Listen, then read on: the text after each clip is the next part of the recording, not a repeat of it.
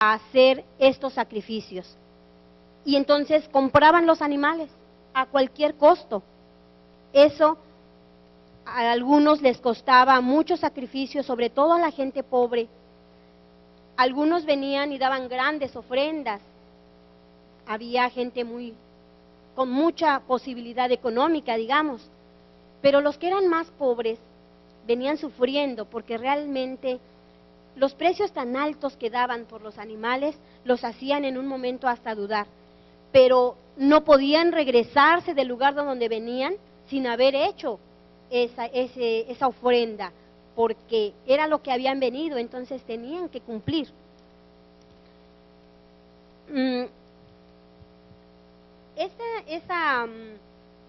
Esas fiestas en Jerusalén más bien parecían una feria de ganado, más que el sagrado templo de Dios. Había en el atrio de todo, vacas, había palomas, había ovejas. Imagínense por un momento todo el ruido que se oía en ese templo. Se juntaban los mugidos de las vacas, el balar de las ovejas, hasta las palomas en sus arrullos. Era tanto el ruido, los cambistas por acá ofreciendo su servicio, dándoles mejores ofertas quizá, y gritos por donde sea, animales, gente gritando, era un bullicio tremendo. Tanto que esto impedía que los adoradores que venían a ofrecer su sacrificio no pudieran concentrarse para hablar con Dios. No se oía nada, era más, se sentía más como una feria de ganado que el templo santo del Señor. Los adoradores se perturbaban, pero ¿saben? Los judíos estaban muy orgullosos de su templo. Para ellos era importante cumplir la ley y cumplirlo a cabalidad. Pero esa importancia que ellos le daban, pero aunado con esos negocios que estaban haciendo, el amor por el dinero los llevó a hacer cosas diferentes, los llevó a perder los escrúpulos. Y entonces ellos prefirieron hacer dinero, hacer riquezas, y se olvidaron de su verdadero trabajo o la verdadera labor que Dios les había puesto al ser los sacerdotes, los ministradores de la iglesia de Dios en la tierra. Así es que ellos se alejaron del original propósito del servicio de Dios. Quiero leerles del capítulo 16, en la página 88, una parte muy interesante, miren.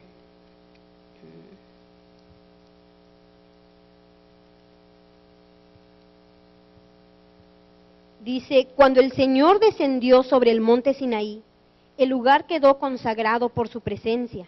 Moisés recibió la orden de poner límites alrededor del monte y santificarlo.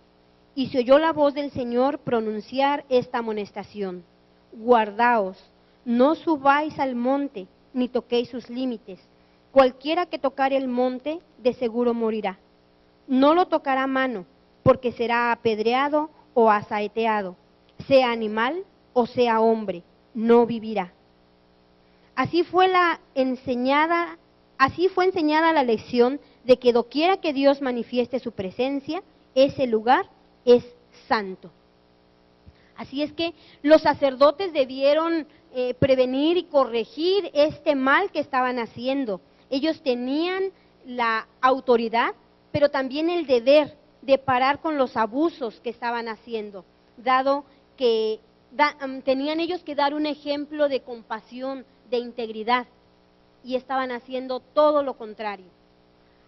Cuando los sacerdotes se dieron cuenta de que ellos sabían que estaban mal. Sin embargo, el amor por el dinero los llevaba a que ellos no se dieran cuenta siquiera lo que estaban haciendo. Y saben que acudían a esta fiesta los que sufrían, los que estaban en necesidad, los que tenían angustias, esos eran los que iban al templo. Pero, como les había dicho, ellos eran demasiado pobres. Así es que los sacerdotes no tenían compasión de ellos y ellos querían acercarse al templo, querían llevar sus ofrendas. Algunos eran tan pobres que no les alcanzaba para esa ofrenda, incluso no les alcanzaba ni para llevar alimentos. Sin embargo, ellos se acercaban al templo con la fe, con la intención de que Dios los escuchara, pero que escuchara solamente su corazón, sin que ellos pudieran llevar alguna ofrenda. Ellos necesitaban de la compasión de los sacerdotes, pero ellos, los sacerdotes, ni siquiera los tomaban en cuenta. Así es que pudieron pasar por muchas angustias. Ellos quizá venían enfermos. Y aquí, en esa manera, así como estaban todos los adoradores, pobres, ricos. Los ricos, por supuesto, eran los que estaban hasta el frente, los que llevaban animales más bonitos, grandes ofrendas. Y los pobres estaban relegados hasta quizá a las orillas del templo. Y ahí, en esa situación, Jesús los vio. Jesús llegó y entró en el templo. Su mirada abarcó toda la escena. ¿Se pueden imaginar ustedes lo que veía Jesús en ese momento? Todo un mercado en la casa de Dios.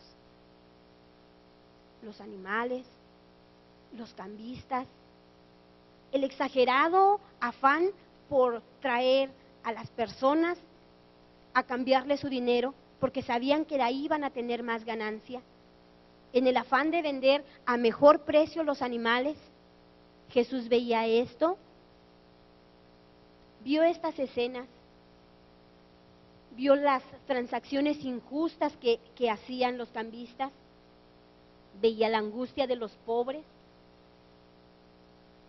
Y entonces los adoradores, ellos solamente querían cumplir con una ley que les habían impuesto, pero realmente ellos no comprendían el verdadero sacrificio. Quiero leerles otra parte de la página 88 y 89.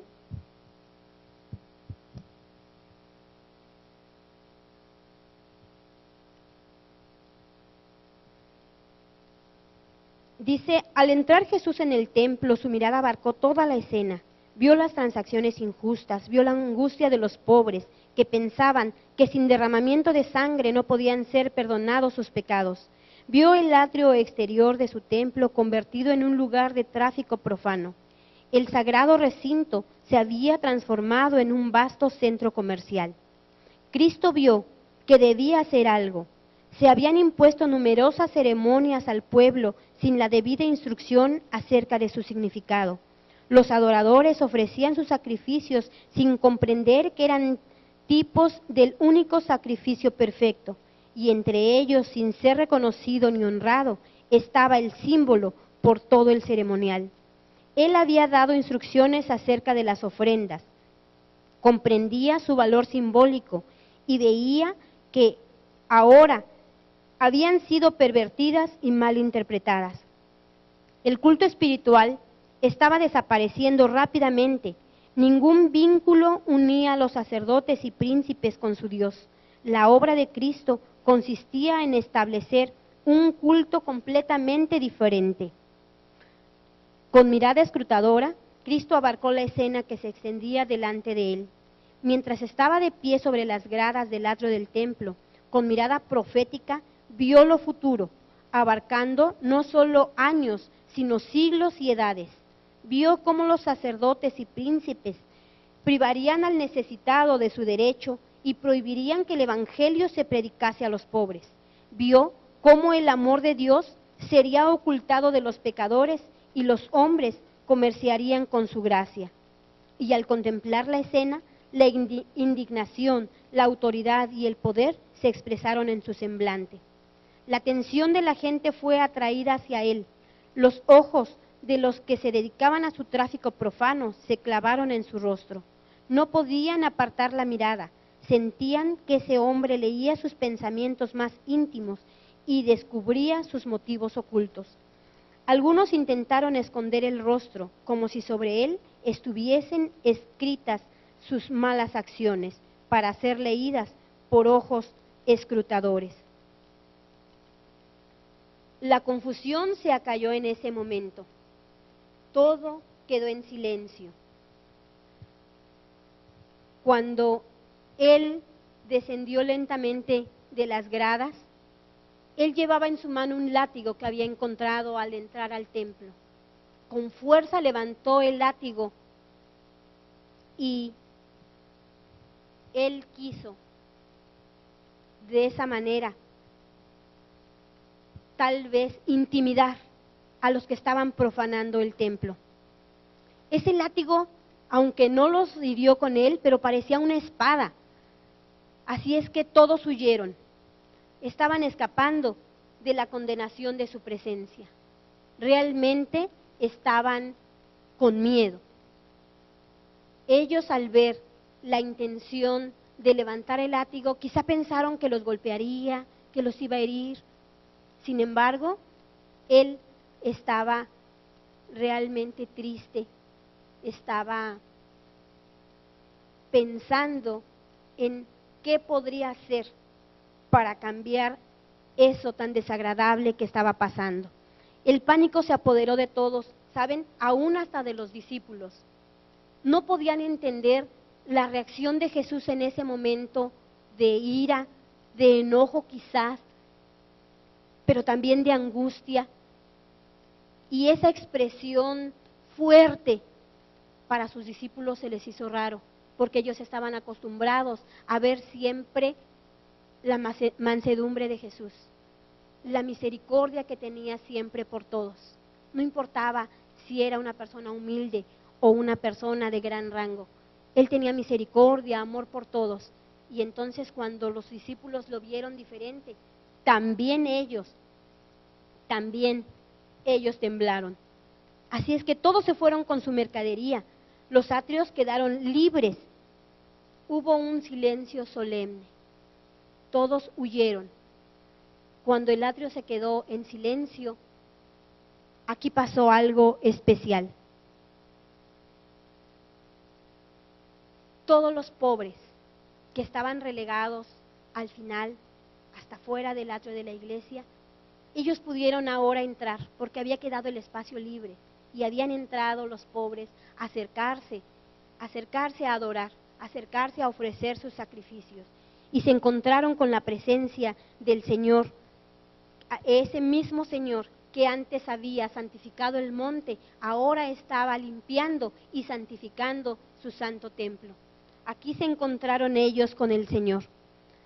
Había hecho sagrado el templo, ese templo que había sido levantado en su honor. En la página 89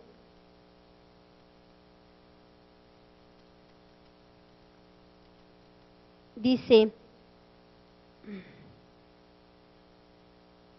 sus ojos recorrían toda la multitud, posándose en cada persona. Su figura parecía elevarse sobre todos con imponente dignidad, y una luz divina iluminaba su rostro. Habló, y su voz clara y penetrante, la misma que sobre el monte Sinaí había proclamado la ley que los sacerdotes y príncipes estaban transgrediendo, se oyó repercutir por las bóvedas del templo. Quitad de aquí esto, y no hagáis de la casa de mi padre casa de mercadeo. Descendiendo lentamente de las gradas y alzando el látigo de cuerdas que había recogido al entrar en el recinto, ordenó a las huestes de traficantes que se alejasen de las dependencias del templo. Los atrios quedaron libres de todo tráfico profano, y sobre la escena de confusión descendió un profundo y solemne silencio. La presencia del Señor, que antiguamente santificara el monte, ahora había hecho sagrado el templo levantado en su nombre. En la purificación del templo, Jesús estaba anunciando su misión como Mesías y comenzaba su obra. Este templo erigido para morada de la presencia divina estaba destinado a ser una lección objetiva para Israel y para el mundo. Desde las edades eternas había sido el propósito de Dios que todo ser creado desde el resplandeciente y santo serafín hasta el hombre, fuesen templo para que en él habitase el Creador. A causa del pecado, la humanidad dejó de ser un templo para Dios. Quiero repetir esta parte específica. En la purificación del templo, Jesús estaba anunciando su misión como Mesías y comenzaba su obra. ¿Se dan cuenta? Aquí, justamente, en la purificación del templo, es donde Jesús empieza su obra. Y de aquí que vienen toda la historia de Jesús que nosotros ya sabemos, que hemos visto a lo mejor en películas, que hemos leído en nuestra Biblia, en la serie de libros que tenemos con que contamos nosotros para instruirnos. Aquí empezó su obra. Si nosotros nos damos cuenta que la principal y primera obra de Dios fue limpiar su templo, ¿qué tan grande es esta obra que puede hacer nuestro Señor? Que dice que es para limpiarnos, tanto al más resplandeciente serafín hasta el hombre, limpiarnos. Oscurecido y contaminado por el pecado, el corazón del hombre ya no revelaba la gloria del Señor divino, pero por medio de la encarnación del Hijo de Dios se cumple el propósito del cielo. Dios mora en la humanidad y mediante la gracia salvadora el corazón del hombre vuelve a ser su templo. Ningún hombre puede por sí mismo echar a las huestes malignas del corazón. Solo Cristo puede purificar el templo del alma. Pero, ¿saben? No fuerza la entrada. Hay algunas citas que hablan de esto precisamente. Por ejemplo, en Apocalipsis 3:20 dice: He aquí yo estoy a la puerta y llamo. Si alguno oye mi voz y abre la puerta, entraré a él.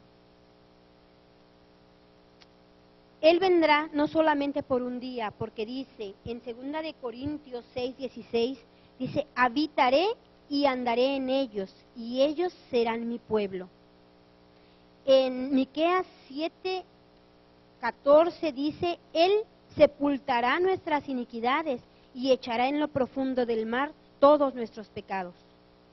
Su presencia limpiará y santificará el alma de manera que pueda ser un templo santo para el Señor y una morada de Dios por su Espíritu, dice en Efesios 2:21 y 22. Dominados por el terror, los sacerdotes y los príncipes huyeron de ese lugar, huyeron de la presencia de Jesús, porque tal parece que les estaba echando en cara todo lo mal que estaban haciendo, cómo estaban engañando a la gente, abusando de ella. Así es que ellos, dominados por el terror, huyeron. Y saben, en su camino decían a los que se encontraban a su paso, les contaban lo que estaba sucediendo y le decían que no vinieran. Con esto alejaban a la gente de Jesús. Pero ¿por qué huyeron los sacerdotes? ¿Por qué huyeron si el que les hablaba era un carpintero? Dejaron sus ganancias, no les importó.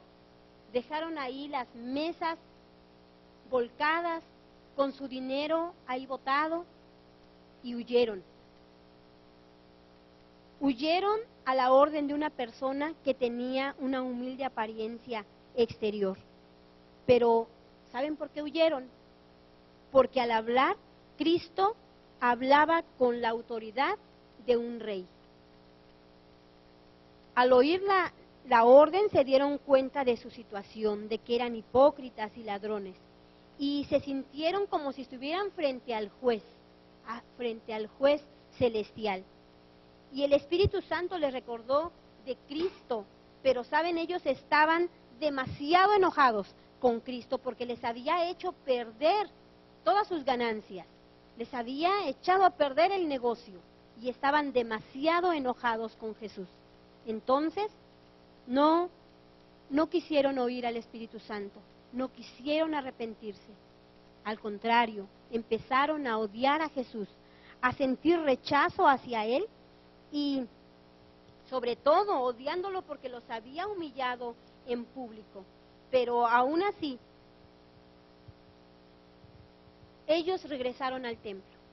Poco a poco fueron regresando y se dieron cuenta que en el templo había habido cambios, que la gente que estaba afuera, la gente pobre, ahora estaba adentro, ahora estaba con Jesús, estaban hablando con Él. Y era la gente más pobre, la gente más humilde. En la página 91 dice: se habían recobrado el gentío parcialmente del pánico que los embargaba, pero sus rostros expresaban irresolución y timidez. Miraban con asombro las obras de Jesús y se convencieron de que en él se cumplían las profecías concernientes al Mesías. El pecado de la profanación del templo incumbía en gran medida a los sacerdotes. Estos sacerdotes, a quienes se les había confiado la integridad del templo, eran los culpables. La gente no era culpable, sí estaba cometiendo errores, pero no era su culpa. Los sacerdotes los estaban mal informando, mal instruyendo. Así es que Jesús les había mostrado cómo podía Él restaurar y limpiar ese templo. Todos los que venían a Él los veía con compasión y amor, los atendía a todos, todos eran sanados, los cojos volvieron a caminar, los ciegos veían la grandeza de Dios. Todos, la gente que venía lastimada salía con un corazón restaurado. Ellos debieron ver en Jesús el ungido del Señor. Pero aún así, cuando los sacerdotes regresaron, aún sabiéndose culpables de profanar el templo, ellos todavía dudaban de que Él fuera el Mesías, aunque lo sabía, y le preguntaron: ¿qué señal nos das? Y la respuesta de Jesús, todos la sabemos. ¿Qué respondió? Destruid el templo y en 3 días lo levantaré. Todo el plan de adoración, de sacrificio, era una prefiguración de la muerte del Salvador para redimir al mundo. Pero ellos sabían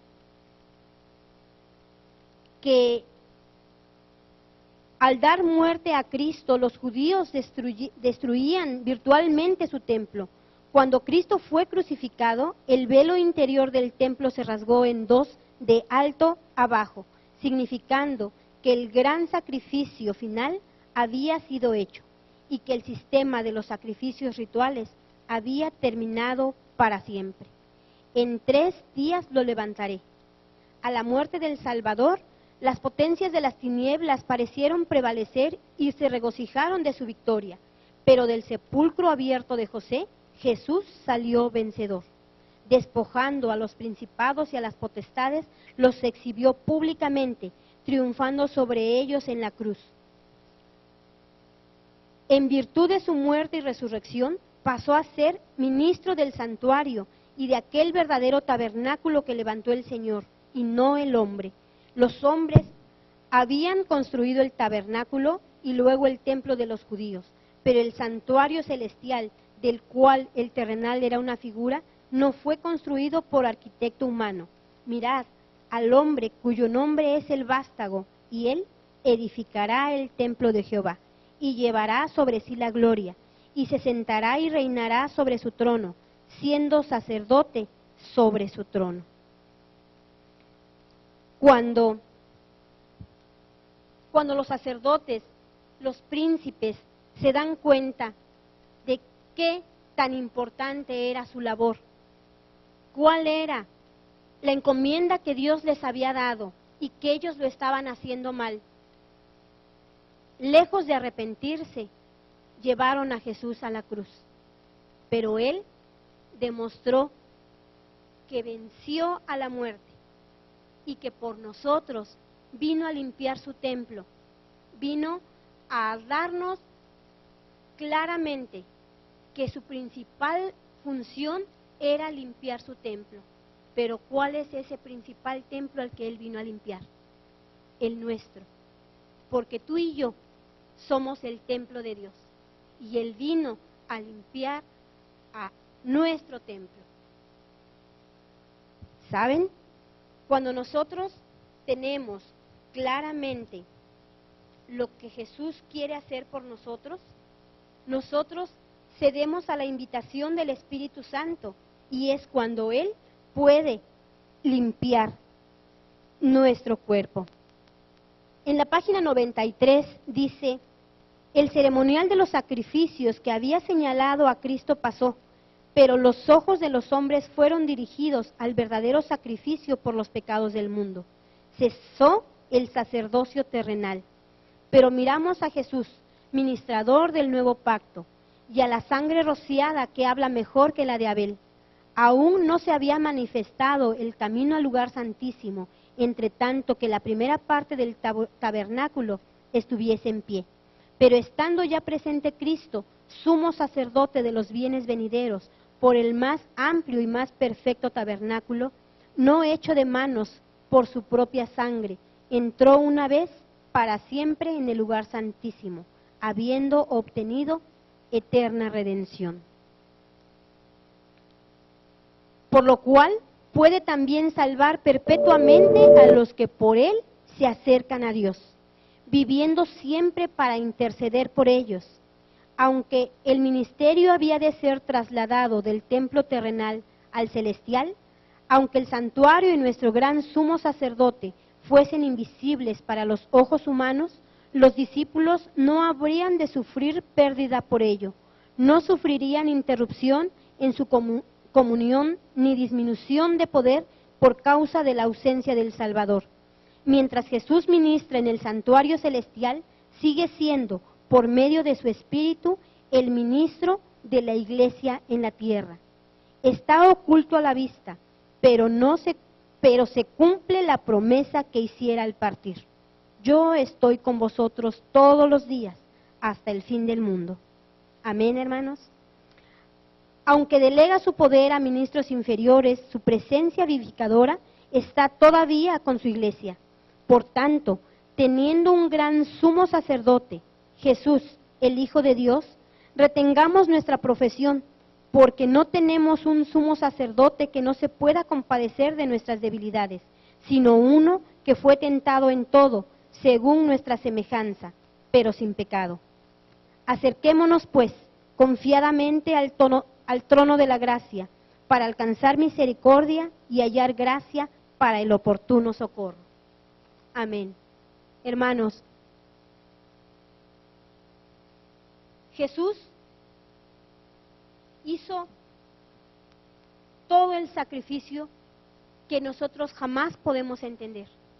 El dar su vida, el querer primero empezar su obra haciendo la limpieza del templo.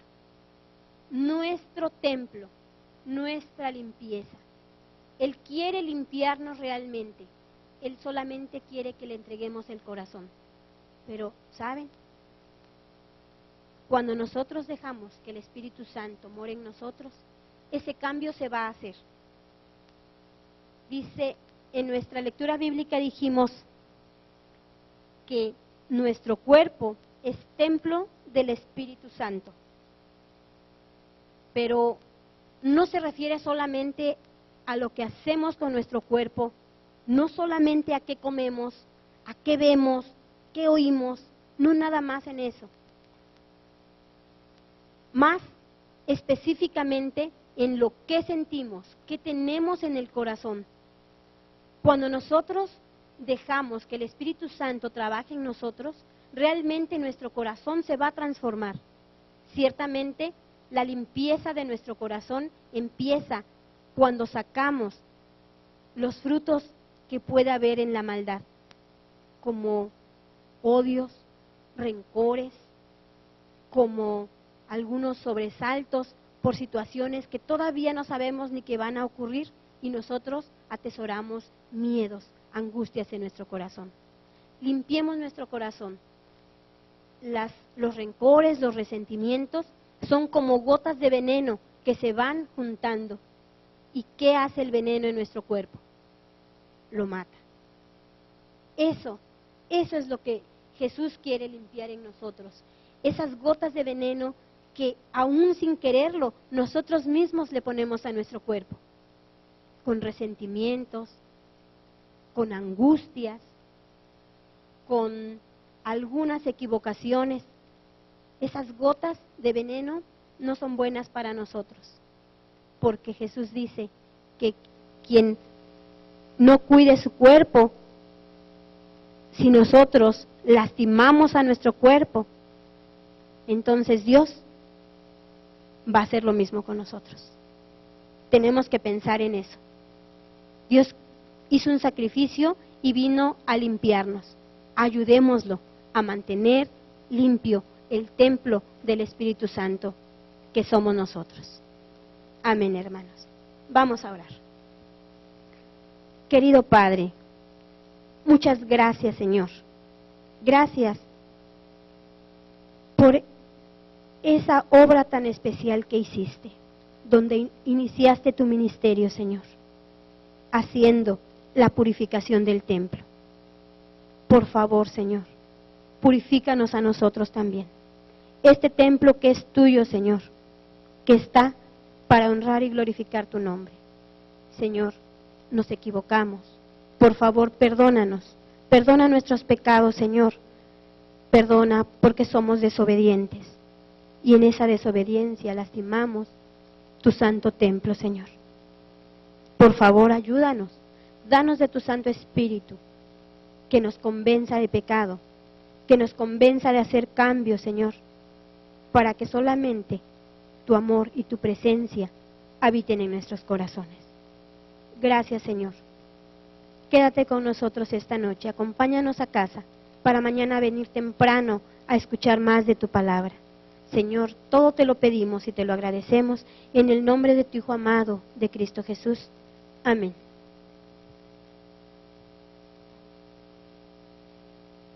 Bueno, pues entonces nos vemos mañana a las 9 de la mañana. Están todos invitados. Nos despedimos de los hermanos que nos ven a través de internet. Que Dios les bendiga. Buenas noches.